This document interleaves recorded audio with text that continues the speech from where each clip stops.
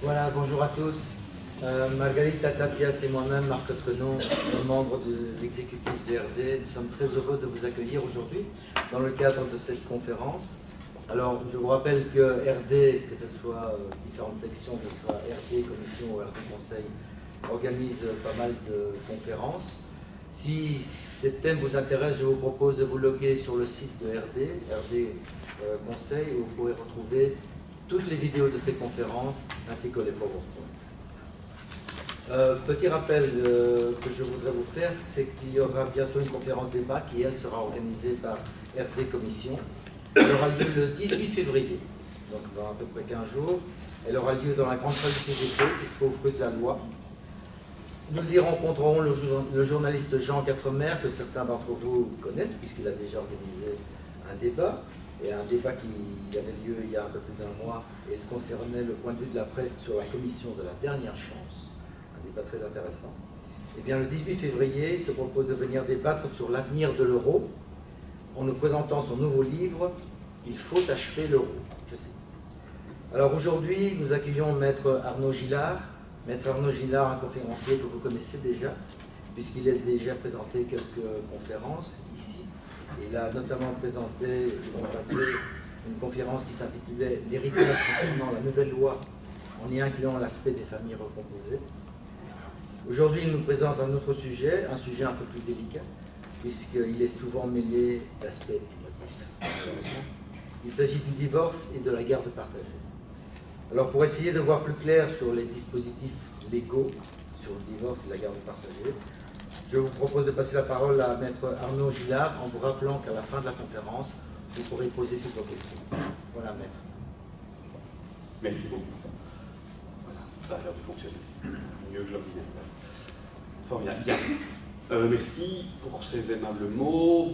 Bonjour et bienvenue à tous. Donc voilà, comme c'est inscrit sur le slide que vous voyez pour l'instant, je vais faire un tour de la situation de la législation belge essentiellement, avec à la fin quelques rappels de droit international et droit européen concernant le divorce et l'hébergement des enfants après un divorce, avec différentes thématiques à cet égard. Et donc, je commencerai par vraiment les notions de droit de base en droit belge pour ce qui concerne le divorce en lui-même. Puis je ferai le point sur l'hébergement égalitaire et son application. Et puis nous ferons le point sur quelques éléments de droit international. Premier point, le divorce en droit belge. Et j'insiste sur le fait que c'est un premier point, en ce sens qu'en droit belge en tout cas, les notions sont bien scindées. Donc ici, quand je parle du divorce, c'est exclusivement la rupture du lien conjugal, ce qui fait qu'on n'est plus marié et qui a pour conséquence essentiellement qu'on peut se remarier et que certaines solidarités qui peuvent exister entre époux n'existent plus. En droit belge, depuis une réforme de 2007, il n'y a plus qu'une seule véritable cause de divorce, qui est ce qu'on appelle la désunion irrémédiable, qui est présumée dans deux cas. Donc, désunion irrémédiable, c'est la démonstration que le couple est définitivement fini et qu'il n'y a pas de réconciliation possible.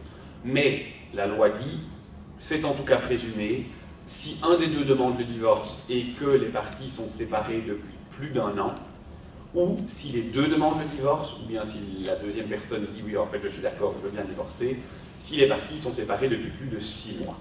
C'est une des législations les plus avancées au niveau européen, c'est-à-dire qu'on est un des pays où les conditions du divorce sont les plus faciles. Mais on parle bien ici, et c'est essentiel, je le répète, mais c'est important, uniquement du divorce en lui-même. Ça ne veut pas dire que toutes les conséquences de la séparation, les aliments, la garde des enfants, le partage des biens, vont être réglées si on est séparé depuis 6 mois ou 1 an.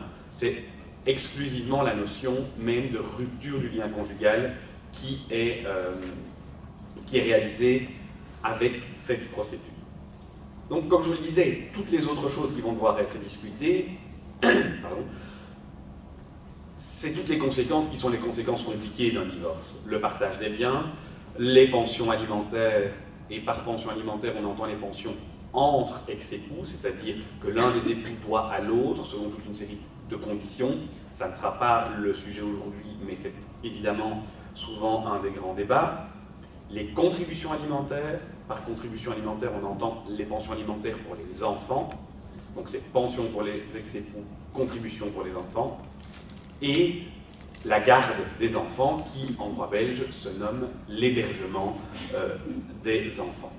C'est sur cette notion de garde et de prise de décision par rapport aux enfants que je vais me concentrer aujourd'hui.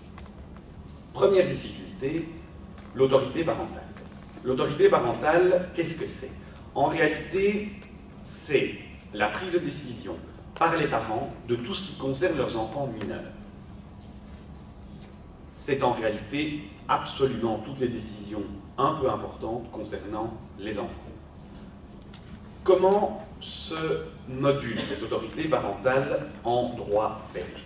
Le principe que les parents soient mariés, pas mariés, ensemble, pas ensemble, l'autorité parentale est conjointe. C'est-à-dire que toutes les décisions qui concernent les enfants et qui ont un impact sur leur vie doivent être prises de commun accord par les deux parents.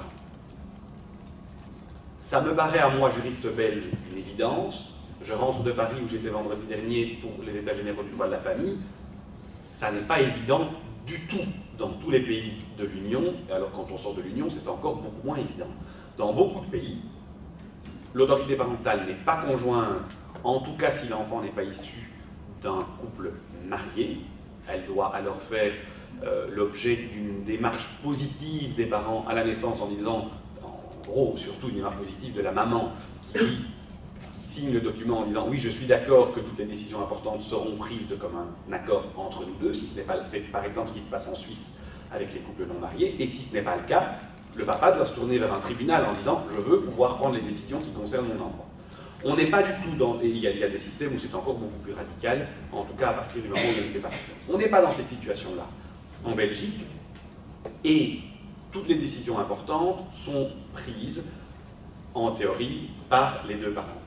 Cette prise de décision par les deux parents se poursuit également après une séparation ou un divorce, à moins qu'une décision judiciaire n'en décide autrement. Là, je fais un petit aparté parce que c'est important de faire une différence entre deux notions qui ne sont pas les mêmes, qui semblent proches juridiquement mais qui ne sont pas les mêmes. Une des deux possibilités, c'est la déchéance de l'autorité parentale. Ça, c'est la perte de la titularité du droit d'avoir l'autorité sur un de ses enfants. C'est une sanction pénale. C'est quelque chose qui arrive quand un parent, par exemple, a eu un comportement inadéquat et grave vis-à-vis de ses parents. C'est une sanction qui fait partie d'autres sanctions, comme une amende, comme des peines d'emprisonnement. On peut être déchu de l'autorité parentale. Ça n'est pas du civil, c'est ce qu'on appelle du protectionnel, c'est-à-dire dans les enfants qui sont soit délinquants, pour les enfants, pardon, qui sont soit délinquants, soit en danger, et c'est prononcé par ces juridictions-là à l'encontre du parent. Là, le parent, il perd totalement le droit. Son droit, il ne le perd pas dans un système classique de séparation où on peut dire, vous avez votre droit, vous pouvez le réclamer, vous n'avez pas perdu, mais on donne l'exercice de ce droit à un seul des deux parents. C'est-à-dire qu'un seul des deux parents va pouvoir décider seul. C'est un peu une différence théorique, mais la déchéance de l'autorité parentale, c'est une perte définitive. C'est-à-dire qu'à part, moyennant une procédure pénale de réhabilitation, eh bien, elle est perdue, soit pour un certain laps de temps, soit définitivement. C'est un peu comme la perte des droits civils et politiques. Si on les perd, et qu'on les perd définitivement, sauf si on est réhabilité, c'est fini, on ne les récupérera jamais. Moi, ce que je vais viser ici, c'est l'exercice exclusif, c'est-à-dire ce qui se passe plus classiquement après un divorce, quand un des deux parents demande à pouvoir décider seul. C'est une situation rare et difficile, et la doctrine explique que seuls des dysfonctionnements graves et répétés, ou un désinvestissement durable et caractérisé de la fonction parentale, sont susceptibles de justifier une décision judiciaire dérogeant à la norme légale, c'est-à-dire l'exercice conjoint de l'autorité parentale. parentale. Bon, c'est bien beau tout ça, mais en gros, qu'est-ce que ça veut dire? Quand est-ce qu'on risque d'être déchu, pas déchu de son autorité parentale, mais quand est-ce qu'on risque de voir confier l'autorité parentale à un seul des deux parents? Petit examen de la jurisprudence générale en Belgique des 10 dernières années pour vous montrer à quel point il faut vraiment des faits graves.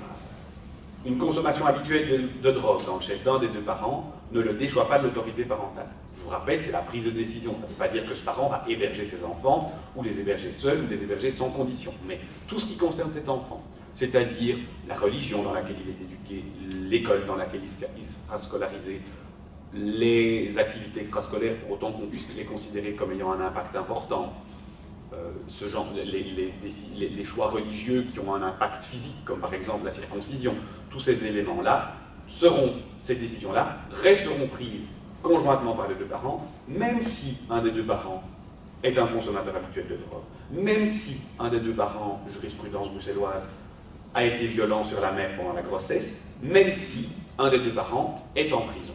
Ces parents-là gardent le droit d'avoir un mot à dire sur la vie de leur enfant.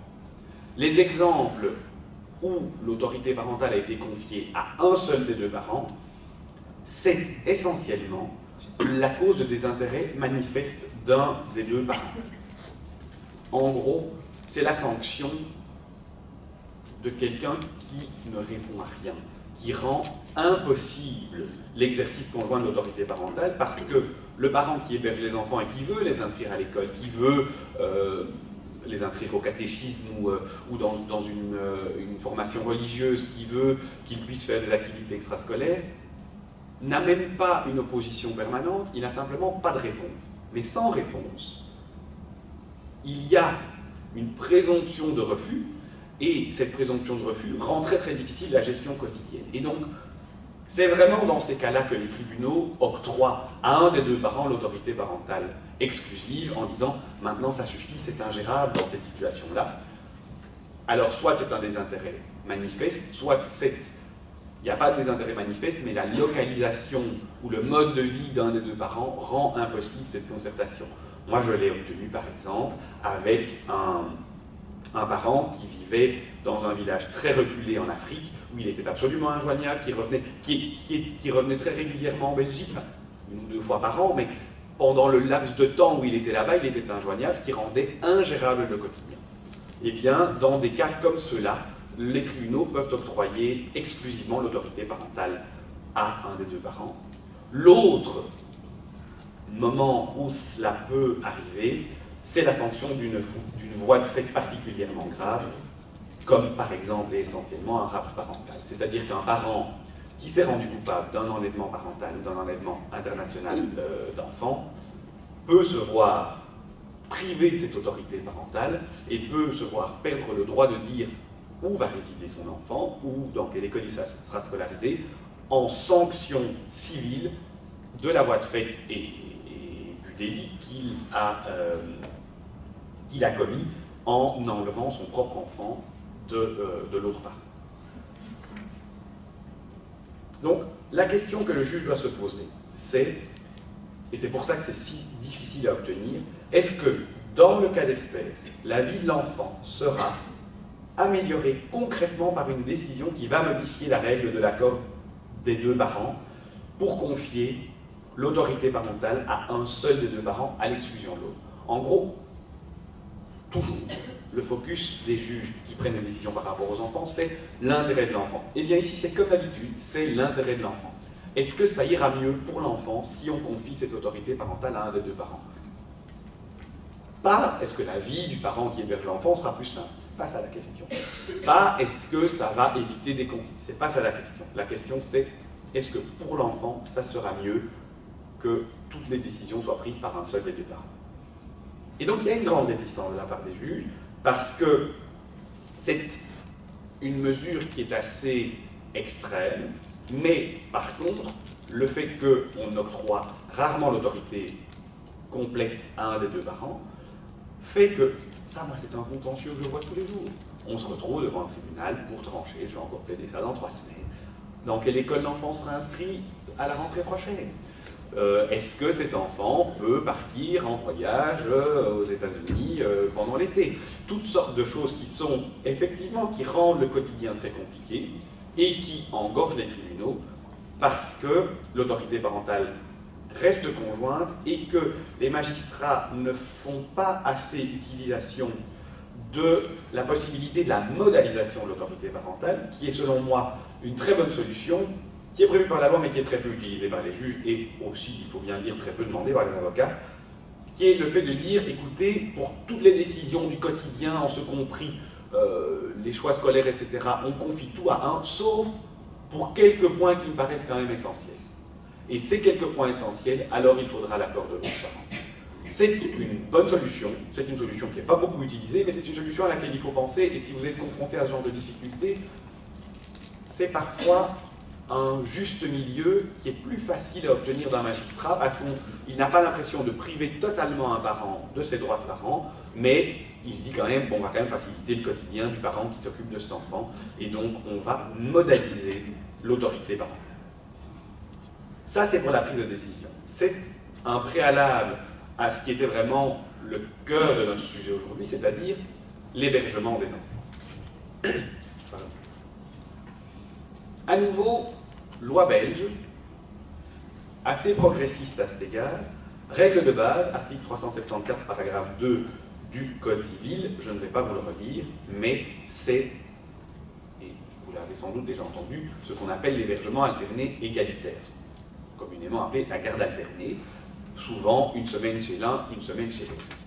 Le principe, c'est que le tribunal doit, par priorité, examiner la possibilité d'ordonner un hébergement de type égalitaire, c'est-à-dire du type où l'enfant passe, grosso modo, autant de temps chez un parent que chez l'autre. Est-ce que ça veut dire que c'est un droit acquis, automatique, pour les deux parents, de dire « Ah mais non, mais de toute façon, si on ne se met pas d'accord, ça sera 50-50 ». Non, ça n'est pas ça. Et c'est de moins en moins ça. Au moment où la loi est passée, c'est-à-dire en 2007, la première jurisprudence a été assez expéditive en ce sens-là. Au début, en gros, les juges ont dit bah, « écoutez, maintenant, le législateur nous a dit c'est hébergement alterné, point barre ». S'il n'y avait pas de motif très sérieux de refuser une garde alternée, il l'ordonnait. On a eu des décisions avec des gardes alternées chez des enfants très très jeunes. La tendance était très clairement à ordonner des gardes alternées. On est un peu aujourd'hui dans un retour du balancier, même si la règle reste l'hébergement égalitaire. Il y a une modulation et un retour des magistrats à un examen plus attentif des dossiers.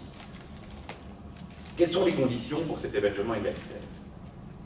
Tout d'abord, c'est ce qu'on appelle encore le principe dispositif. En gros, il faut que quelqu'un le demande. Si personne ne le demande, on ne va pas l'octroyer. De nouveau, moi, ça me paraît, en tant que juriste de droit civil continental, évident. L'anglo-saxon avec qui je parlais à Paris, la Suissesse avec qui je parlais à Paris, avaient des visions diamétralement opposées. C'est-à-dire que en Belgique, si un des deux parents dit « moi je veux mon enfant un week-end sur 2 ou 3 jours tous les 15 jours », le tribunal ne va pas ordonner que ce parent-là ait plus, même si l'autre le demande et dit « mais si je veux que… » c'est quand même plus souvent les papas, mais donc caricaturons un peu, le papa dit « non, mais moi un week-end sur 2 c'est très très bien », et la maman dit « ben non, il va s'en occuper la moitié du temps, il n'y a pas de raison que je le fasse toute seule ». S'il n'y a pas de demande de la part du père, le tribunal ne l'ordonnera pas. C'est ce qu'on appelle le principe dispositif. Ce n'est pas le cas dans tous les pays, ce n'est pas le cas en France, ce n'est pas le cas en Suisse, ce n'est pas le cas en Angleterre, où le tribunal peut dire « mais non, monsieur, ce sont vos enfants aussi, j'ordonne que vous les hébergiez une semaine sur 2 ». Je ne sais pas bien comment pratiquement ils le font, est-ce qu'on amène les enfants de force, ça me paraît un petit peu contre-productif et en tout cas très traumatisant pour les enfants, mais le premier critère en tout cas en Belgique, c'est que ça doit être demandé par un des parents, sachant que on a aussi, par contre, dans le principe dispositif, le principe de l'éventail, c'est-à-dire que si un des deux parents dit « moi je veux les enfants totalement chez moi » et que l'autre dit « moi je veux les enfants totalement chez moi », le juge, dans ce cas-là, peut dire « ah mais non, au milieu, ça fait partie du principe dispositif puisque je suis dans la marge entre vous deux ». Il ne peut pas donner plus à un parent que ce qu'il demande, mais il peut toujours donner moins. Et donc on peut obtenir un égalitaire, alors que les deux parents disaient « moi je veux 100% chez moi » ou 80% chez moi, et l'autre disait « moi je veux 80% chez moi ». Premier point. Deuxième point, et c'est ce que je vous expliquais, il y a un renversement dans la loi de 2006, je me suis donc trompé tout à l'heure, c'est 2006 et pas 2007, c'est 2007, c'est l'entrée en vigueur, et donc il y a un renversement de la hiérarchie des modèles d'hébergement. Donc, à qualité égale, en l'absence de contre-indication identifiée, l'hébergement égalitaire doit être préféré aux autres modes d'hébergement. Conséquence de ça, c'est renversement de la charge de la preuve. Sous l'ancienne loi, le parent qui demandait un hébergement égalitaire devait démontrer que c'était cet hébergement-là qui était le meilleur pour l'enfant. Aujourd'hui, c'est le parent qui dit « non, je ne veux pas d'hébergement égalitaire » qui doit démontrer que cette solution n'est pas la meilleure pour l'enfant. On a renversé la charge de la preuve, et c'est donc aux parents qui s'opposent à une garde alternée que revient le boulot de démontrer que ce n'est pas une bonne idée de faire une garde alternée. À nouveau, petit florilège de jurisprudence. Argument rejeté comme contre-indication à un hébergement égalitaire. Donc en gros, c'est les arguments qui étaient soulevés par un des deux parents pour dire non, un égalitaire c'est une mauvaise idée, et le juge a dit votre argument ne me convainc pas ou ne suffit pas. Une relation parentale conflictuelle, ça c'est évident, même si, à nouveau, la jurisprudence européenne n'est pas du tout unanime sur cela, c'est sans ça beaucoup trop facile pour le parent qui veut un hébergement principal des enfants de dire mais non, de toute façon notre relation est pourrie, et de pourrir lui-même la relation en disant vous voyez bien, il n'y a pas moyen de se parler, dès qu'on se parle, on se hurle dessus, tous nos emails sont hyper agressifs, donc dans ce cas-là, il n'est pas possible de mettre en place un hébergement égalitaire. Ça n'est pas accepté par les tribunaux disent non, ça c'est, sauf cas extrême, ça n'est pas suffisant pour refuser une garde alternée. La mise en cause des capacités de l'autre parent, à nouveau, la mise en cause ne suffit pas. S'il y a une démonstration réelle d'un danger pour les enfants chez un des deux parents, ça sera pris en considération, mais le simple fait d'accuser l'autre parent de mal s'occuper des enfants ne suffit pas. Point suivant, qui est un élément qui est important en jurisprudence belge, parce que là c'est assez exceptionnel, à nouveau, dans la jurisprudence, même frontalière, donc même française, un peu moins dans les pays du Nord, mais en tout cas dans les pays vers le Sud, c'est la disponibilité d'un des deux parents. C'est-à-dire qu'il ne peut pas être pris comme seul argument pour refuser un hébergement égalitaire qu'un des deux parents travaille plus. Il est considéré que ce parent a le droit de s'organiser, ce parent a le droit de travailler, que s'il travaille, c'est sans doute aussi pour financer la vie des enfants, et qu'on ne peut pas, parce que le parent travaille, le sanctionner et dire « mais non, alors l'enfant passera plus de temps chez l'autre parent ». On a une jurisprudence totalement contraire, et j'en ai parlé précisément la semaine dernière avec une consoeur italienne qui était dans le même panel que moi, qui disait que, en Italie en tout cas, en Suisse c'est la même chose, c'est totalement l'inverse, c'est-à-dire que si un des deux parents travaille beaucoup et que l'autre travaille très peu, la jurisprudence est de dire, et je peux l'entendre, donc il y a vraiment un balancier, la jurisprudence est de dire, écoutez, on ne va pas confier cet enfant à une nounou, ou le laisser à la garderie à l'école pendant plus longtemps, alors qu'un des deux parents est disponible pour s'en occuper personnellement. La jurisprudence va dans les deux sens. En Belgique, à ce stade, on est plutôt dans l'idée de dire, ben, si un des deux travaille de manière raisonnable, évidemment, si un des deux parents rentre à 20h30 et repart à 6h du matin pour des enfants qui ont 8 ans et donc ne voit pas ses enfants, ça sera un argument qui sera retenu. Par contre, un horaire de travail normal pour un des deux parents ne peut pas être retenu comme seule condition pour lui refuser un hébergement égalitaire. Le jeune âge de l'enfant, alors là, on a de la jurisprudence dans tous les sens. On a de la jurisprudence avec, entre 3 et 6 ans, l'accès à cet hébergement égalitaire. J'ai eu un jugement il n'y a pas longtemps avec un enfant de 3 ans qui passait en hébergement égalitaire, tout comme on a des décisions qui disent qu'avant 6 ans, un égalitaire, c'est une très mauvaise idée. Donc là-dedans, il n'y a vraiment pas de statistiques, il n'y a vraiment pas de règles établies. Ça dépend du juge devant lequel on tombe et vraiment du dossier, de la manière dont les choses se passent, sachant à nouveau que il y a évidemment une différence entre un enfant unique de 2 ans et demi pour qui on demande un hébergement égalitaire et une fratrie de 10, 8, 6 et 2,5 pour qui on demande un égalitaire fratrie complète. Il est évident que ça sera plus simple à obtenir pour la fratrie complète parce que le petit suivra ses grands frères et grandes sœurs, on ne va pas séparer la fratrie et le cocon est déjà créé, c'est-à-dire que c'est le groupe d'enfants qui va se déplacer, il y aura cette sécurité et cette sécurisation de l'enfant parce qu'il sera avec ses frères et sœurs. Donc les conditions sont évidemment différentes. Les conditions d'accueil, oula, ça va, il y a une grande faute d'autographe, mais c'est l'accueil qui est qualitatif, ça va. Les conditions d'accueil moins qualitatives chez un des parents que chez l'autre, ça n'est pas une condition suffisante, sauf cas de dysfonctionnement grave. En gros, c'est pas parce qu'un des deux parents est beaucoup plus riche qu'il a nécessairement le droit d'avoir plus les enfants. Pour autant que le minimum de confort, d'hygiène et de soins des enfants soit assuré, eh bien, l'enfant et les enfants peuvent s'habituer au fait qu'il y a chez un des deux parents, l'appartement est un peu plus petit ou on fait un peu plus attention. Ça n'est pas une raison suffisante pour refuser un hébergement égalitaire. Dans l'autre sens, les arguments qui ont été acceptés comme une contre-indication à un hébergement égalitaire, la capacité parentale, donc je vous en parlais tout à l'heure dans le cadre d'une accusation de mauvaise capacité parentale, si elle est démontrée, évidemment, on ne confiera pas les enfants de manière égalitaire aux deux parents. Les lieux de vie parentaux trop éloignés, c'est matériellement impossible, ça c'est un des critères qui fonctionne évidemment le plus souvent. On ne peut pas avoir un hébergement égalitaire avec des enfants dont les parents vivent l'un à Bruxelles et l'autre à Neuchâtel. A fortiori, avec l'un qui vit à Bruxelles et l'autre à Stockholm. Enfin, c'est évidemment impossible à mettre en place. Avec des petits-enfants qui ne sont pas encore en obligation scolaire, certains tribunaux l'octroient, mais c'est de plus en plus rare. Et en tout cas, à partir du moment où il y a une obligation scolaire, il y a une obligation d'ancrage de l'enfant dans son école, et donc il appartient aux parents qui souhaitent un hébergement égalitaire de se débrouiller pour être à proximité de l'école des enfants.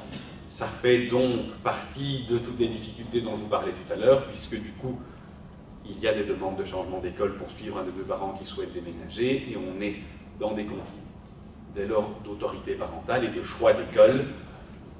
Voilà, le choix d'école dont je vous parlais tout à l'heure, que je vais plaider prochainement, en fait, la distance n'est pas énorme, mais elle est matériellement compliquée. C'est un des deux parents qui vit à Wezenbeek-Oppem, l'autre qui a déménagé à Waterloo, et l'hébergement égalitaire a été acquis, et le parent qui vit d'un des deux côtés dit mais moi je peux, si l'école est à Wezenbeek, moi qui vis à Waterloo et qui travaille à Waterloo, je ne peux pas tous les matins me taper 1 heure de bouchon dans un sens, 1 heure de bouchon dans l'autre pour revenir travailler, et l'argument inverse est soulevé par le parent qui vit à Wezenbeek, et donc il y a là des décisions qui sont compliquées à prendre dans le chef des magistrats parce que, eh bien, à partir du moment où le principe d'un égalitaire a été mis en place, il va falloir trancher, et souvent, et c'est pour ça que les magistrats nous disent essayez quand même de vous entendre, parce que nous, qu'est-ce qu'on va faire? On va tracer un grand cercle, on va avoir une zone au milieu, à distance équivalente des deux maisons, et on va vous désigner une école là-dedans. Vous aurez du coup beaucoup moins de choix d'école.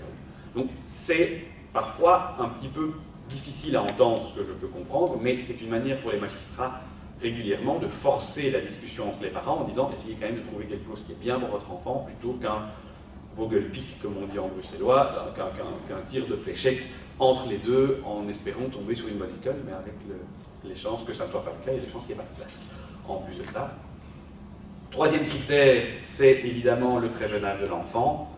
Je vous en parlais, il y a de la jurisprudence à partir de 3 ans, sachant que la tranche d'âge où il est le plus facile d'obtenir un hébergement égalitaire, c'est entre 6-7 ans et 12-13 ans. À partir de 13 ans, on a un retour de jurisprudence dans le même sens que pour les petits-enfants, parce que les adolescents ont, d'après la plupart des études pédopsychologiques, un besoin d'ancrage qui est beaucoup plus grand que les enfants. Ils ont besoin de leur chambre, de leur zone, de pouvoir rentrer chez eux. Et donc, pour les adolescents, il y a une vraie possibilité d'obtenir plus facilement un hébergement chez un seul des deux parents pour précisément créer cet ancrage des enfants à un endroit. Et alors, il y a tout ce que j'appelle le spectre alternatif, ce ce qu'on appelle en Belgique notamment le 5-9, c'est-à-dire un partage sur 15 jours où l'enfant est 9 jours sur 14 jours, où l'enfant est 9 jours chez un des parents et 5 jours chez l'autre.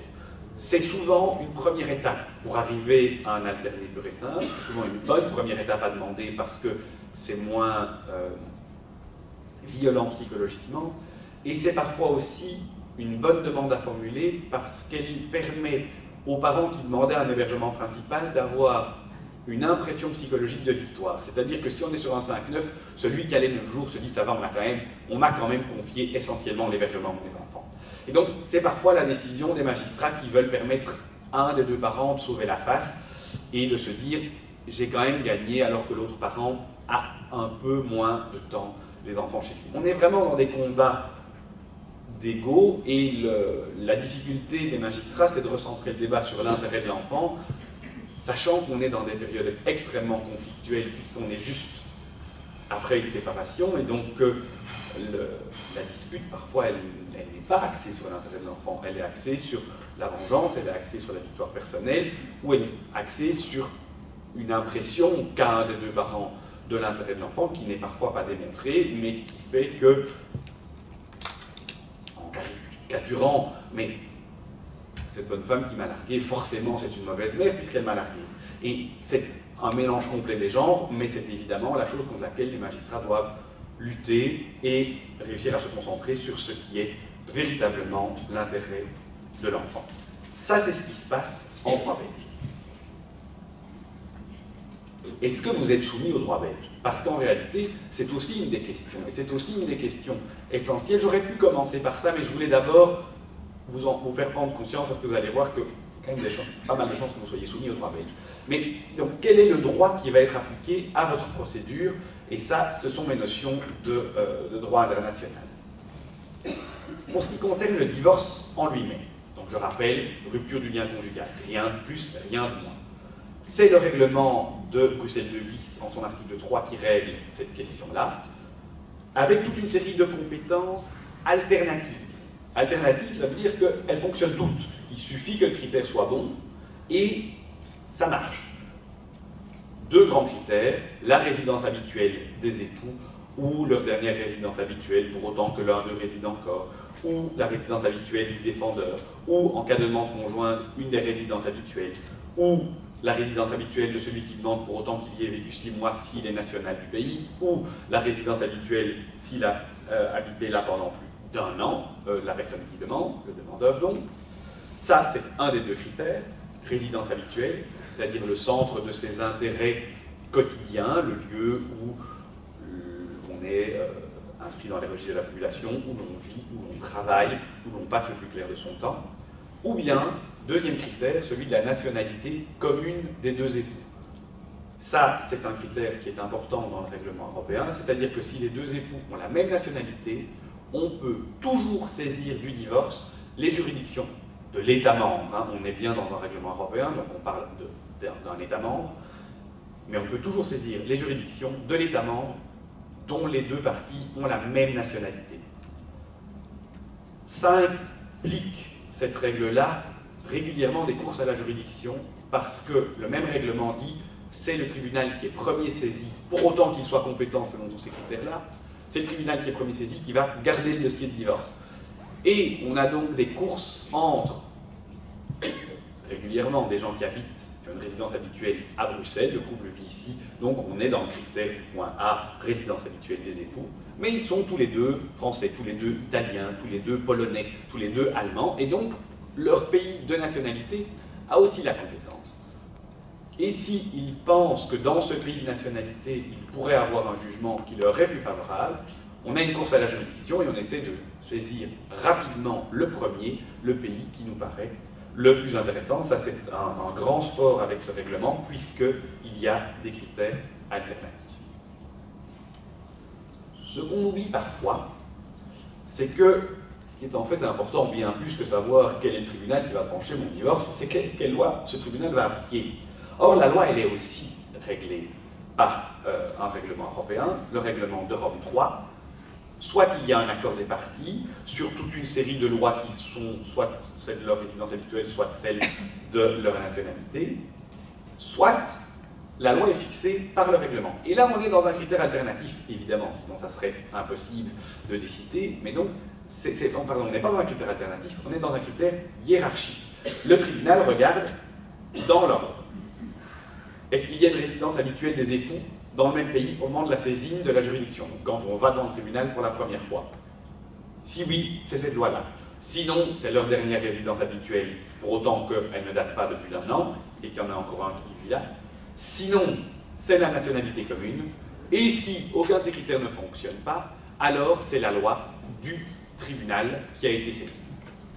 Ça, c'est la question de la loi applicable pour le divorce. Pour l'hébergement des enfants, là, le critère, je ne vous fais pas le détail de toutes les exceptions, mais le critère est plus simple, c'est-à-dire que les tribunaux compétents sont les juridictions de l'État membre où l'enfant a sa résidence habituelle au moment de la saisine. Résidence habituelle, la définition a été donnée par la Cour de justice. C'est là où l'enfant a, comme je vous l'ai expliqué tout à l'heure, le centre de ses intérêts. Pour l'enfant, c'est là où il est scolarisé, là où il a ses amis, là où il a ses activités extrascolaires. C'est évidemment tous ces critères-là qui vont être examinés par les tribunaux avec des cas très simples et des cas très compliqués. On a une décision de la Cour avec on attend une décision de la Cour avec un enfant qui vivait, un jeune enfant qui vivait entre la France et l'Allemagne. 2 semaines chez son papa en Allemagne, 2 semaines chez sa maman en France. Enfant non encore scolarisé. Et il va falloir trancher la question. Les parents s'étaient mis d'accord sur ça. Et aujourd'hui, on a tranché la question. Où cet enfant a-t-il sa résidence habituelle? Eh bien, dans l'état actuel de la jurisprudence,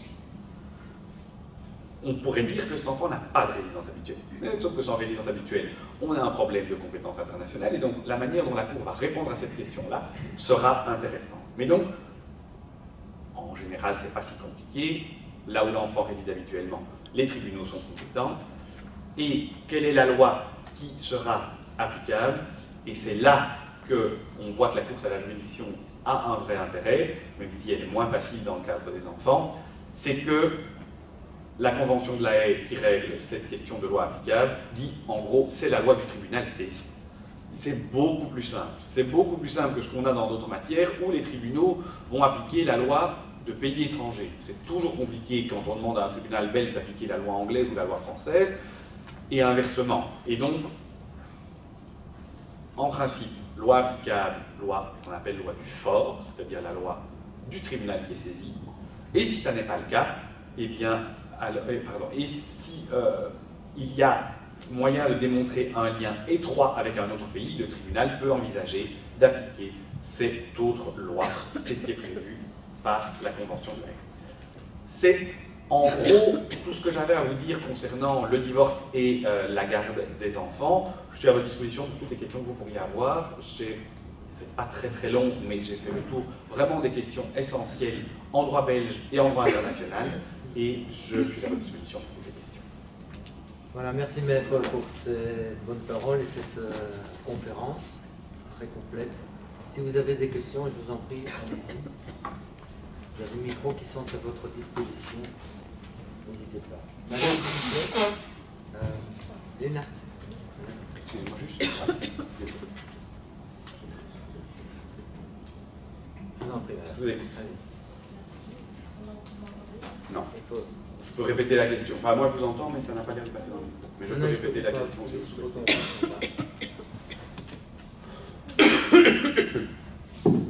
Voilà. Voilà. Ça a l'air de...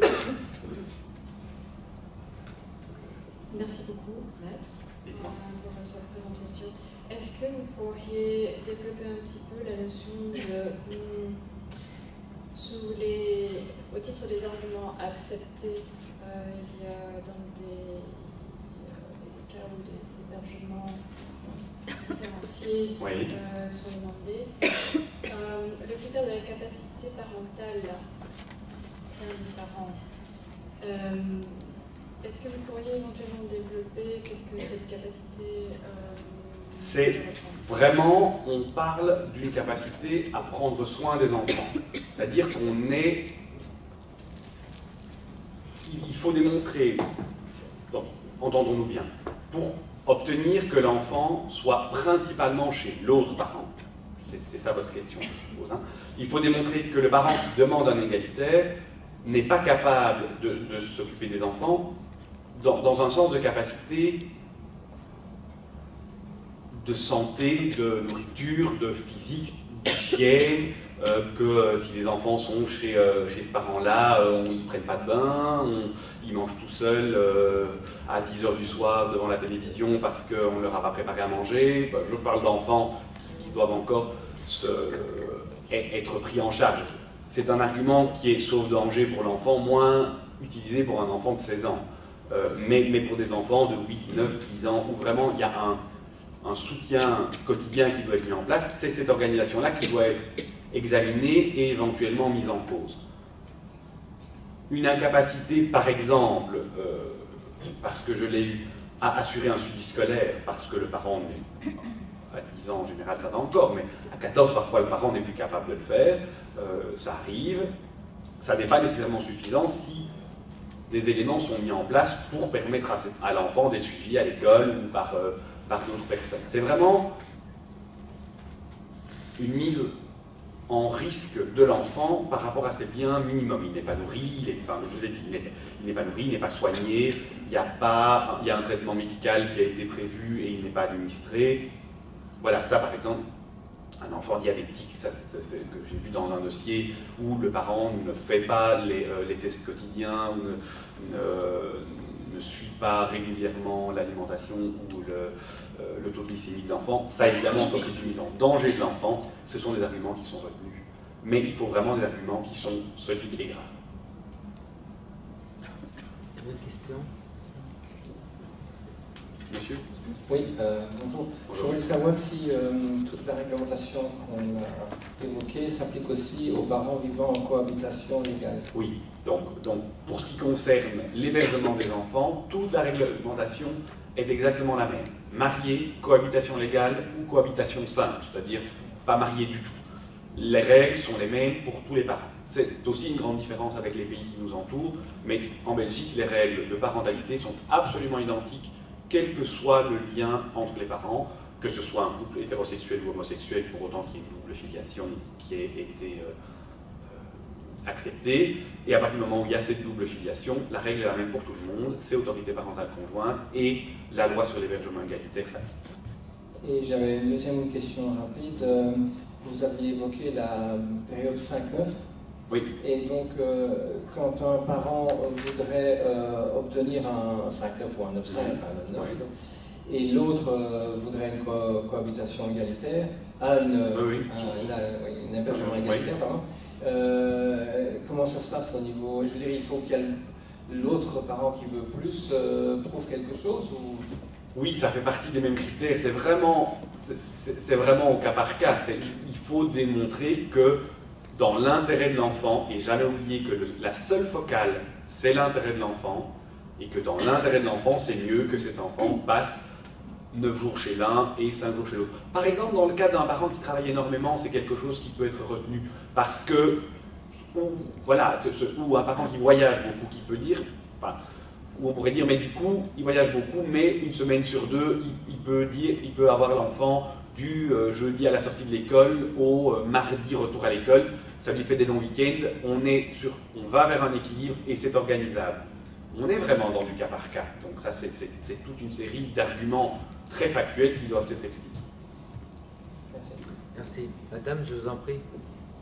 Bonjour, merci pour la présentation. J'ai une demande à faire à propos de les coûts de l'enfant, parce que comme dans tous les pays, je crois que c'est pareil, les juges qui tranchent l'affaire concernant l'hébergement, à partir de quel âge l'enfant est écouté et comment ça se passe? Alors, la loi en Belgique prévoit que l'enfant, à partir de 12 ans, doit obligatoirement être convoqué par le tribunal. Donc, à partir de 12 ans, l'enfant reçoit une lettre du tribunal en disant « J'ai un dossier devant moi concernant tes parents, est-ce que tu souhaites être entendu ou pas ?» C'est un formulaire, il doit cocher « oui », « non », et s'il répond « oui », il est convoqué, on lui donne une date et il est entendu par le juge. Ça, c'est ce que prévoit la loi. Il y a toute une série d'autres possibilités. Il y a la possibilité pour un des deux parents, donc souvent pour des enfants plus jeunes du coup, de demander ce qu'on appelle une enquête sociale. Une enquête sociale, c'est la police qui va chez l'autre parent avec, ce sont des services de police spécialisés, hein, mais qui vont chez l'autre parent avec des assistants sociaux pour voir comment les choses se passent, tout simplement parce qu'il faut un petit peu visiter, s'assurer que l'enfant a une chambre, que les choses se passent correctement. Ça, c'est l'enquête sociale, c'est le minima, c'est l'enquête à minima, et il y a à côté de ça les expertises pédopsychologiques qui peuvent être demandées par un des deux parents et ordonnées par le juge, qui là est vraiment une expertise de la relation familiale globale qui est confiée à un pédopsychologue ou un pédopsychiatre qui va recevoir les parents seuls, avec les enfants, ensemble, un peu toutes les combinaisons possibles, et qui, moyennant toute une série de techniques auxquelles ces psychologues sont formés, rendra un rapport qui sont en général des rapports assez complets, dans la conclusion duquel il doit dire ce qui lui semble le mieux comme type d'hébergement pour l'enfant. Alors, on a de très bons rapports, on a de très mauvais rapports, et ce que je veux dire par bon ou mauvais rapport, ce n'est pas nécessairement que la conclusion convient à mon client ou pas, mais on a des rapports qui sont étayés et qui disent, du coup, dans cette situation-là, je pense que pour l'enfant, ce serait bien qu'il soit hébergé comme ça. Ça, c'est un expert qui fait son travail. On a des experts qui disent aussi, dans une situation comme ça serait bien que les parents s'entendent et s'arrangent. Ça, c'est pas un expert qui fait son travail. Parce qu'on n'en serait pas là si les parents étaient capables de discuter et de s'arranger. Donc, il y a de bons et de moins bons experts. En général, on les connaît, on essaie d'orienter vers les bons. Le seul problème, c'est que les bons sont très occupés et que ce sont des expertises qui durent parfois 12 mois et que pendant 12 mois, il faut régler la situation immédiate des enfants et qu'il y a des choses qui se mettent en place et qui rendent après une correction difficile. Donc, ce sont des dossiers extrêmement sensibles et très difficiles parce qu'il y a ces difficultés-là. Mais donc ça, c'est les possibilités. À partir de 12 ans, obligatoirement, l'enfant est invité à être entendu par le juge. Et pour les plus jeunes, on peut obtenir, mais les juges ne l'octroient pas toujours, une expertise pédopsychologique. Bonjour, merci pour la présentation. J'ai une question, je reviens donc sur le domicile des enfants. Dans le cadre d'une garde alternée, une semaine, où le tribunal a établi comme domicile principal le fonctionnaire européen, la maman, et aussi le domicile fiscal. Le papa belge, travaillant privé belge, explique qu'en étant donné qu'il n'a plus le domicile des enfants, fiscalement il est atteint par cette décision et même la mutuelle ne le rembourse pas en conséquence. Et donc il veut faire tout pour changer ce domicile principal de la maman vers lui pour pouvoir jouir des avantages fiscaux. Oui, alors, donc pour le fonctionnaire européen, qu'est-ce qu'il doit faire? Alors, en réalité, votre question couvre 3 éléments. Le domicile, la déduction fiscale et la couverture sociale. Ce sont 3 décisions séparées, donc l'un ne dépend pas de l'autre. Et dans le statut, sauf erreur et on tapera sur les doigts si j'ai une bêtise, ça ne dépend pas de l'autre, l'un de l'autre non plus. En gros, bon, d'abord, dans votre cas, je ne comprends pas pourquoi un travailleur droit belge demanderait à ce que les enfants soient couverts par la mutuelle belge au lieu de la couverture fonctionnaire européen qui est en général meilleure. Déjà, ça n'a aucun sens. Sachant que le parent qui expose le frais doit évidemment obtenir le remboursement. C'est-à-dire que si c'est le non-fonctionnaire qui paye le médecin, il faut que le fonctionnaire lui rembourse le remboursement du médecin. Sinon, je comprends qu'il râle. Mais si c'est bien mis en place, et en général, les magistrats peuvent le prévoir, ça n'a aucun sens. La déduction fiscale, c'est une deuxième chose qui peut être ordonnée par le tribunal, et la déduction fiscale n'est pas nécessairement liée au domicile. Je sais que le domicile est important, parce que je l'ai eu dans un dossier, pour que les fonctionnaires puissent utiliser le système de remboursement informatique. C'est-à-dire que de nouveau, vous me corrigez si je me trompe, mais pour pouvoir rendre les documents médicaux, etc. Si les enfants ne sont pas domiciliés chez le fonctionnaire, visiblement c'était plus compliqué. En tout cas, pour un de mes clients, c'était le cas. Mais ça ne veut pas dire qu'il faut une déduction fiscale, et au contraire, la déduction fiscale n'a aucun impact sur un fonctionnaire européen, puisque vous n'avez pas droit à cette déduction fiscale. Donc ça n'a absolument aucun intérêt de la garder. Donc si on est dans une négociation, laissez-la bien aux travailleurs belges, ça lui fera des sous et vous ne perdrez rien. Donc franchement, c'est quelque chose de facile à laisser, et ça n'implique pas de changer de domicile. Et par contre, si on vous prétend que ça implique de changer de domicile, c'est faux. Il suffit qu'un jugement dise la déduction pour enfant à charge est pour monsieur X, et la déduction fiscale pour enfant à charge, donc le forfait qu'on peut déduire de son revenu taxable belge, sera pour monsieur X. Il n'a pas besoin que les enfants soient domiciliés. Beaucoup de gens confondent, mais ça n'est pas le cas. Soit ça, soit il est possible aussi de partager cette déduction fiscale. Là, on est plutôt quand c'est intéressant pour les deux parents, mais l'un ne dépend pas de l'autre. Et donc, on peut tout à fait dire déduction fiscale, ok pour le travailleur belge parce que c'est beaucoup plus intéressant, mais le domicile reste chez le fonctionnaire européen. L'un peut être séparé de l'autre, et si on vous prétend le contraire, c'est faux. Donc, de nouveau, il faut faire appel à un avocat. Ah, ou négocier fermement, mais si on vous prétend... Le jugement le jugement dit quoi? Il y a un juge, parce que le domicile principal chez la maman. Ben voilà. Et si on ne parle pas de la déduction fiscale, effectivement, il faut le faire trancher ou se mettre d'accord. Voilà, encore une question.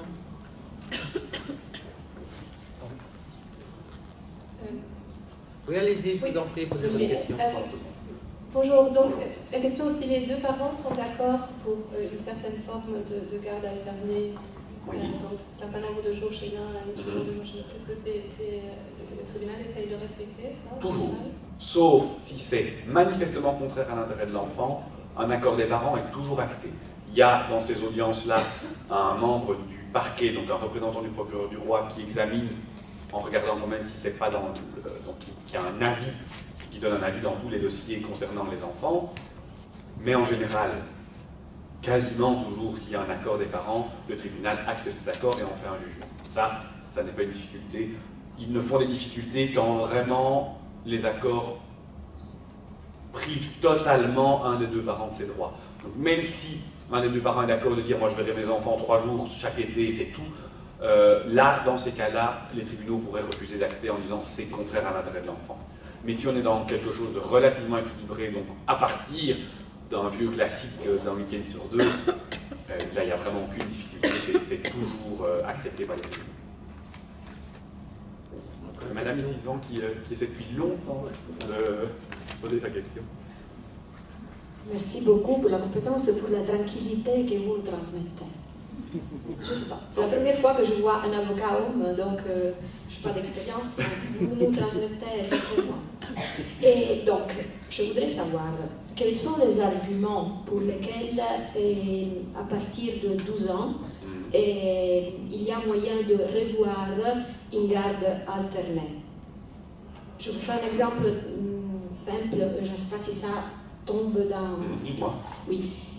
Une fille qui commence à devenir une petite femme et qui se sentirait plus à l'aise de continuer plus tranquille avec la maman plutôt qu'avec les papas qui s'est reconstitué une famille avec une autre personne qui a d'autres enfants. Voilà, c'est ça ma question. Ou si vous avez d'autres arguments. C'est vraiment du cas par cas. Donc on est... Alors, si effectivement c'est la demande de l'enfant, vraiment, pas une demande induite ou pas une demande dite, il ne faut jamais oublier que, et ça, enfin voilà, moi je fais ce métier depuis 15 ans, les enfants disent aux parents ce qu'ils ont envie d'entendre. Les enfants sont nos plus grands manipulateurs. Donc, ils disent à papa ce que papa a envie d'entendre et ils disent à maman ce que maman a envie d'entendre. C'est clair. Ils n'ont pas envie de se disputer, ils ont envie que ça se passe bien. Donc, voilà. Mais si, au-delà de ça, il y a une vraie demande de l'enfant, c'est un enfant qui a 12 ans. On réintroduit la procédure et il sera convoqué. Et il pourra s'exprimer devant le juge. Ça ne suffit pas. Le juge pourra lui dire, écoute, oui, j'entends, mais c'est important pour toi que tu restes dans un équilibre. Ou le juge pourra dire, bah, j'entends effectivement, il y a des arguments. L'enfant ne choisit pas, mais il y a des arguments que j'entends les arguments de tes parents, et effectivement, il y a un équilibre qui pourrait être mieux trouvé dans l'intérêt de l'enfant, dans autre chose. Mais voilà, si on est vraiment dans une demande de l'enfant, à partir de 12 ans, il sera entendu, donc cette demande, l'enfant pourra l'exprimer. Et s'il y a un véritable intérêt d'un côté et un bon rééquilibrage, eh bien il faut l'expliquer, pourquoi les choses se passeraient mieux pour l'enfant de cette manière. Et la médiation, dernière chose s'il vous plaît. La médiation, est-ce qu'on peut faire recours à la médiation même si un seul de parents la demande ou il faut que ce soit les deux? Alors, une loi qui vient d'entrer en vigueur dit que le tribunal peut imposer une séance de médiation avec les deux parents. Maintenant, on va être bien clair, si un des deux parents n'a pas envie de discuter, la médiation, vous pouvez avoir le meilleur des médiateurs. Il y en a qui parviennent tout de même à faire avancer les choses, mais c'est quand même beaucoup plus compliqué. Donc, il faut quand même, en général, une volonté des deux parents d'au moins essayer de discuter. Après, on voit comment ça tourne, et la médiation arrive souvent à des miracles. Donc, il y a vraiment d'excellents médiateurs qui permettent d'arriver à des accords. Moi, dans des dossiers où je me suis dit, mais ces deux-là, ils ne se parleront même plus jamais, et où on arrive à des accords. Donc, oui, il y a de vrais miracles dans les médiations, mais il faut au moins un tout premier pas des deux parents. Et les juges peuvent imposer une fois. Ok. Monsieur ici devant, allez-y. Oui, bonjour. J'avais une question notamment sur si les conditions d'accueil sont moins qualitatives. Oui. Je veux un exemple concret. Imaginons un couple où un travaille, l'autre pas, il y a une pension pendant 4 ans, 5 ans, et au bout de ces 4 et 5 ans, l'autre personne, là je parle de la pension du couple, continue à ne pas travailler. Et donc doit utiliser ses économies. Je sais que, si j'ai bien compris, dans le cas des couples inscrits, si j'ai bien compris, les mesures urgentes sont 1 an même. Si j'ai bien compris. Donc, ce qu'on peut demander de compensation dans un couple, je ne parle pas de la contribution alimentaire à l'enfant, mais d'un partenaire. Ça dépend de 1000 critères. Si on a été marié, c'est au maximum la durée du mariage. Ouais. Donc, dans ce cas, c'est le maximum du mariage, mais je pense que pour les couples inscrits, c'est plus limité dans le temps, si j'ai bien compris. Il n'y a surtout rien. Pardon? Il n'y a surtout rien. Donc il n'y a rien au maximum des mesures urgentes, je pense, 1 an. Mais en tout cas, c'est court. Qu'est-ce qui arrive si au bout de 3 ans, en bonne foi, on a payé une pension, ou 4 ans, ou 5 ans, ou 6 ans, et au bout de ces 6 ans, l'ex-conjointe ou ex-partenaire n'a pas cherché ou pas trouvé de travail ou d'alternative, et donc il y a, disons, les conditions d'accueil vont changer dramatiquement, sauf si l'autre conjoint continue à payer pour toujours. Donc il y a une espèce de dilemme moral. Est-ce que... Alors ça peut être soulevé, mais il faut démontrer que ces conditions d'accueil vont devenir néfastes aux enfants. Comme je vous disais tout à l'heure, on ne va pas dire que parce que les enfants vivent dans un petit appartement au lieu d'une grosse villa, ils sont moins bien hébergés. Ça n'arrivera pas. S'il n'a pas de revenus. Si une personne n'a pas de revenus au bout de 5 ans. Oui, mais si elle n'a pas de revenus au bout de 5 ans, elle ne sera pas dans un appartement, elle sera sous les ponts. Non, parce que l'autre a payé la pension pendant ce temps. Oui, mais... Donc, elle a vécu de cette pension, mais elle va finir. Oui, mais ça, alors il va bien se passer quelque chose, et à un moment, l'appartement, enfin voilà, c'est... Et dans ce cas, il est légitime de dire je voudrais récupérer l'hébergement complet parce que... Oui, le problème, c'est que vous n'allez pas pouvoir le faire à titre préventif. Pardon? Vous n'allez pas pouvoir le faire à titre préventif. Vous n'allez pas pouvoir dire je sais qu'elle n'a pas retrouvé de boulot, c'est moi qui payais tout, donc elle va forcément finir sous les ponts et je ne veux pas que mes enfants finissent sous les ponts. Non, ça vous n'allez pas pouvoir faire. Il faut attendre une situation de nécessité. Voilà, il faut attendre que la situation, parce que voilà, peut-être que la personne va se débrouiller ou va faire autrement, et donc il faut attendre qu'il y ait un vrai danger pour les enfants. Et vous avez mentionné avant le régime médical, mais les allocations que vous devez connaître de la Commission sont données normalement aux fonctionnaires, disons. Je sais que si le juge impose, ou s'il y a un accord entre les parties... Le PMO fait ce que le juge dit. Ça sera fait, ou s'il y a un accord. Mais s'il n'y a pas d'accord, il y a une garde, un hébergement partagé, même 5-9, disons, minoritaires, ou même les week-ends, à votre connaissance, c'est une question civile, il n'y a pas un acte administratif pour donner la moitié ou une partie? En théorie... Je sais que c'est pour l'administration, mais peut-être vous le savez. En théorie, mais pour autant que je ne me trompe pas, à défaut de jugement, c'est partagé à proportion de l'hébergement. C'est-à-dire qu'on regarde sur 365 jours quel est le pourcentage d'hébergement chez chacun des deux parents, et les montants doivent être partagés à proportion de l'hébergement. Je dis ça de mémoire, donc vraiment à vérifier. Mais sinon, un juge par contre peut trancher, et un juge peut trancher dans tous les sens. Il peut donner tout à l'un, tout à l'autre, moitié-moitié, ça c'est évidemment toujours tranchable. J'ai une toute petite autre question, vous n'avez pas parlé du cas dans l'éloignement, c'est un très gros éloignement. Si au moment du divorce, une des parties dit, ben alors je rentre à mon pays. Ça c'est une relocalisation, alors je peux vous en parler, mais ça demande une conférence spécifique. Parce que c'est vraiment très compliqué, il y a toute une série de critères. Ça, c'est ce qu'on appelle une relocalisation. C'est un sujet très intéressant que je fais régulièrement, mais ça demande une conférence spécifique. Je ne peux pas vous répondre à ça en 2 minutes. Merci beaucoup. Monsieur ici qui désire poser une question, j'avais vu. Monsieur ici. Je n'ai pas su. On va passer à gauche et puis on repassera à droite.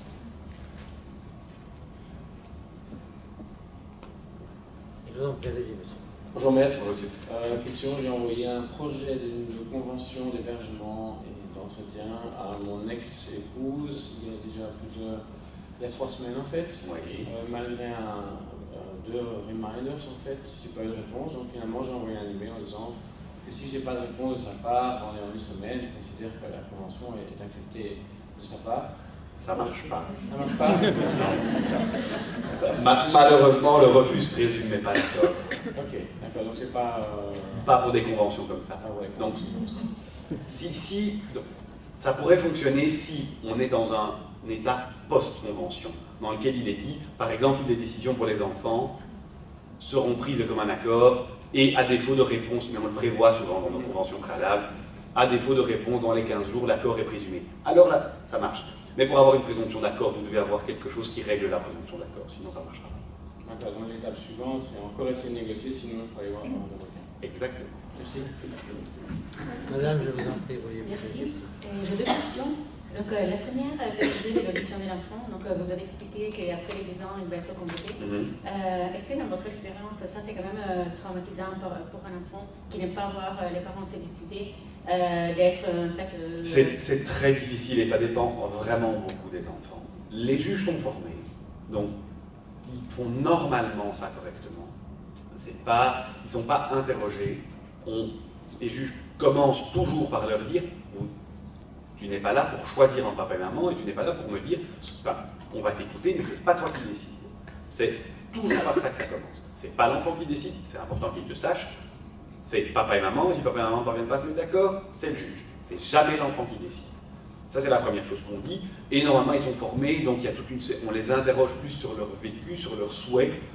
Ça n'est pas trop traumatisant. Maintenant, il n'y a rien à faire. C'est se rendre au palais de justice, c'est un lieu qui est impressionnant, même si c'est dans une des annexes, c'est aller dans le bureau d'un juge, c'est une personne qui est impressionnante, même s'il y reçoit en civil et pas en robe. Oui, c'est traumatisant, je ne sais pas, impressionnant, certainement, ça c'est clair. Et ça dépend très très fort aussi du caractère des enfants. Maintenant, ce sont des enfants entre 12 et 17 ans qui, normalement, sont quand même déjà plus ou moins capables de faire face au monde extérieur. Donc on n'est pas... L'audition par un juge d'un enfant de 7 ans, ça c'est difficile, parce qu'ils sont beaucoup plus impressionnés. Mais effectivement, ça peut être impressionnant, c'est clair. J'ai une autre question. Toujours dans le but d'éviter le conflit, en fait, est-ce qu'il y a un moyen, si un des 2 parents, en fait, il ne paie pas la contribution alimentaire pour l'enfant, et est-ce qu'il y a des moyens qui sont plutôt expéditifs, sans faire tout un recours, tout le processus? Alors, s'il y a un jugement qui prévoit qu'il y a une contribution alimentaire pour l'enfant et que cette contribution alimentaire n'est pas payée, il existe un organisme belge qui est le CECAL, le service de recouvrement des créances alimentaires, qui peut se charger du recouvrement gratuitement et qui va aller chercher. Maintenant, ça dépend toujours. Moi, en tant qu'avocat, mon idéal, c'est un débiteur alimentaire, donc quelqu'un qui doit une pension alimentaire et qui est fonctionnaire européen. C'est super simple ici. On envoie ça au service de paiement et le service de paiement fait le paiement sur le compte de tiers. Si on a un jugement exécutoire, il s'exécute. Les employés, c'est la même chose. Vous faites des saisies sur le salaire, c'est assez facile. Ce qui est évidemment compliqué, c'est les gens sans boulot, les indépendants où il faut trouver l'argent, ou les gens qui vivent de leur rente où il faut trouver l'argent. Mais le SECAL, donc S-E-C-A-L, qui est un service public qui est ouvert à tous, peut aider dans le recouvrement de ces arriérés de pension alimentaire. Attendez, madame, parce que vous avez déjà posé la question, j'aimerais bien que tout le monde parle. Là, au fond, il y avait encore une question, madame. Oui, merci. Je voudrais savoir à partir de quel âge la loi belge prévoit des nuitées. Des nuitées. Donc je répète la question, à partir de quel âge la loi belge prévoit des nuitées? Mais non, c'est pas prévu tel quel, c'est vraiment au cas par cas, avec un examen de la réalité, de la famille, du couple, de si le parent s'en est occupé avant seul ou pas, des capacités parentales. Voilà, bon, j'ai ici un dossier avec un 5-9 pour un enfant de 2 ans et demi, comme on a des dossiers avec pas de nuitée avant 2-3 ans. Je parle d'un enfant d'un an. Un enfant d'1 an, jurisprudence classique bruxelloise, il y aura entre 1 et 2 nuitées consécutives chez le papa, puisque c'est quand même en général ça qui sera ordonné. Entre 1 et 2 nuitées. Voilà, soit... Voilà. C'est un peu complètement contraire que la pédopsychologie. Ah, ça dépend quelle pédopsychologie. Alors, c'est contraire à ce que dit le professeur Berger, évidemment, parce que le professeur Berger est très axé sur le lien maman-enfant, mais le professeur Berger, il ne dit pas d'hébergement égalitaire avant 6 ans, hein, donc de toute façon, et par principe, l'égalitaire est mauvais, si on le résume un petit peu. Donc ça, c'est une chose. Je peux vous trouver autant d'études de pédopsychologues que de situations et de résultats que vous voulez. Donc, c'est vraiment un examen au cas par les juges. Mais une nuitée pendant le week-end chez le papa pour un enfant d'1 an, c'est pas invraisemblable. Ça, effectivement, ça risque sérieusement d'arriver. Et comment on règle la question des vacances dans ce cas-là? De nouveau, c'est vraiment du sur-mesure d'une, 2, 3, sachant qu'on est dans du temporaire, ça avance très vite, et un enfant d'1 an, il n'a pas d'agenda de vacances, il n'est pas à l'école, il n'y a pas des périodes, donc il y a des périodes où effectivement la maman peut obtenir de partir à l'étranger pendant les vacances, mais à partir d'un moment, le papa va pouvoir obtenir aussi d'avoir des longs week-ends avec l'enfant pour créer un lien et pour que ce lien puisse se créer correctement. Autrement. Mais qu'est-ce que la loi dit? À partir de quel moment? La loi ne dit rien du tout. La loi dit, donc alors on est stricto sensu, la loi dit le tribunal doit par priorité examiner la possibilité d'un hébergement égalitaire. La loi ne dit pas d'âge. Donc si on applique strictement la loi, le tribunal, sans violer la loi, peut dire enfant d'1 an 1 semaine sur 2. Hein. Il n'y en a quasiment aucun qui le fait, mais juridiquement, il n'y a aucune erreur légale là-dedans. Maintenant, c'est pas ça qui est ordonné en général, mais la loi ne dit rien par rapport à l'âge. Merci. Il y avait une question là-bas au fond, oui. Je vous en prie. Bonjour. Voilà, je viens de passer tout récemment devant le tribunal. J'avais un jugement provisoire depuis 2015 qui me donnait une garde de 8-6. Oui. Et on vient de passer à un régime égalitaire, Oui. 1 semaine sur 2. Oui. Ensuite, monsieur, suite à ça, donc il prend 1 jour de plus par semaine. Oui. Et il a introduit une demande dans laquelle il demande 1, le domicile chez lui, 2, la déduction fiscale, Oui. 3, les allocations familiales et européennes, la moitié. Oui. Et 4, il demande aussi une contribution alimentaire selon la loi Renard, si j'ai bien compris. Okay. Donc en gros, il me demande, pour passer d'1 jour en plus par semaine, il me demande environ 400 € par mois. Est-ce qu'il y avait un jugement, en fait ça va dépendre... Il y avait un jugement provisoire datant de 2015. Sur les aliments. Et qui fixait que je percevais les allocations familiales et qu'il devait payer la moitié des frais scolaires et extrascolaires, ce qu'il n'a jamais fait en fait. Il va devoir démontrer qu'il y a un changement par rapport à cette situation-là. C'est tout. Il faut démontrer un élément nouveau et que cet élément nouveau influe suffisamment. C'est-à-dire qu'il y a eu une évolution des revenus de l'un et de l'autre qui fait que, alors qu'on gagnait plus ou moins la même chose à l'époque, c'est plus le cas aujourd'hui, ou bien que le coût de l'enfant a très fort augmenté. Le changement d'un seul jour, ce n'est pas un élément nouveau suffisant pour dire que tout d'un coup, il faudrait revoir totalement l'arrangement financier. D'accord, merci. Et alors la deuxième question, c'est est-ce que les allocations familiales européennes sont automatiquement divisées par 2? Parce que lui, il perçoit les allocations familiales belges. Est-ce qu'il peut demander la moitié des allocations familiales européennes également? S'il n'y a pas de jugement, il risque de l'obtenir. Dans le jugement, les allocations étaient pour moi. Ah bah alors, le précédent, donc pas le nouveau. Mais dans le nouveau, dans le nouveau jugement qui va arriver, on n'a pas encore pas tranché la question financière. Bah alors, tant que la question financière n'est pas tranchée, c'est le dernier jugement qui s'applique. Donc si le jugement dit que les allocations sont pour vous, elles restent pour vous. Tant qu'il n'y a pas un jugement qui dit autre chose. Merci. Une question au fond? Oui.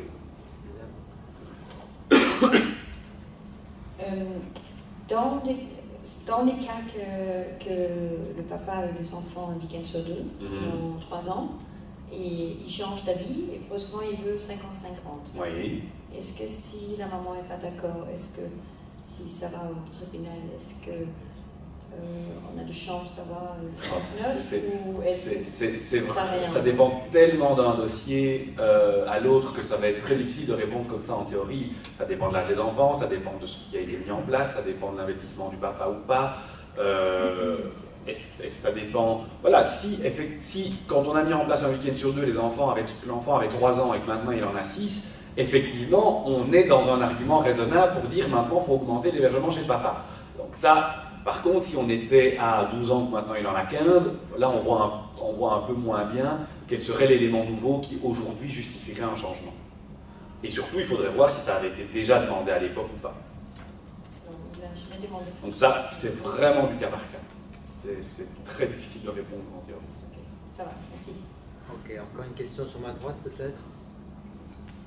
Madame, vous aviez une question, je crois. Oui, très très. Je ne sais pas s'il y a un micro. Oui, il va arriver. Merci. Très brièvement, lorsqu'il y a un hébergement alterné égal, donc 7-7, la question me paraît sans doute un peu bête, mais la notion là d'hébergement principal n'est plus applicable, j'imagine. On est dans un hébergement égalitaire. C'est la nature de ma question. Okay. Merci. Encore des questions? Monsieur au fond? Oui, bonjour. J'aurais voulu connaître l'impact de la domiciliation officielle des enfants. On en a vite. C'est vraiment exclusivement une notion administrative, le domicile. Donc c'est hyper important de ne pas l'oublier. En gros, ça veut dire quoi? Ça veut dire que sur la carte d'identité, c'est cette adresse-là qui sera mise et que les documents officiels arriveront à cette adresse-là. C'est tout. Moi, je voulais en revenir en fait en termes de statut. Admettons que les enfants sont domiciliés chez madame, je décède. Est-ce qu'il y aura un suivi au niveau des enfants, au niveau de la rente, au niveau de donc les enfants, le droit des enfants, donc votre droit aux allocations, les droits des enfants en tant qu'orphelin d'un fonctionnaire, je vous avoue que je ne connais pas parfaitement, mais ces droits-là, ils sont liés à votre lien de filiation, ils ne sont pas du tout liés au fait d'être domiciliés ensemble. Comme le remboursement, la couverture, à mon sens, la couverture médicale, les enfants ne doivent pas être domiciliés chez vous pour en bénéficier. Il suffit que ça soit vos enfants. Et que vous en fassiez la demande, quand même. Voilà, est-ce qu'il y a encore d'autres questions, peut-être? Une dernière? En tout cas, allez, une dernière question, bien pour terminer, madame, je vous en prie. Oui. One question in English. Yes.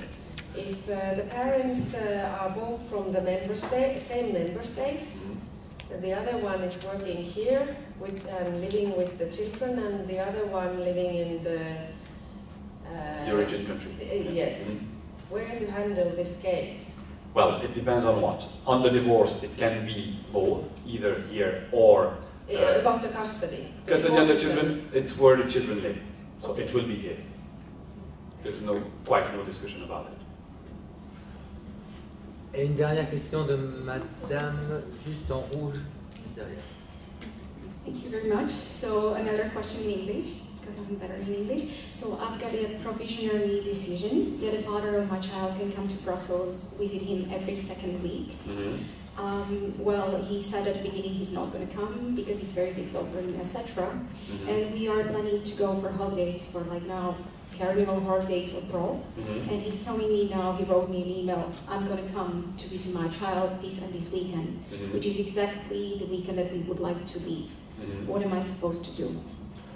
It depends on what says the judgment. If the judgment says those are his weekends, then you're quite stuck unless you ask for a special authorization by the court.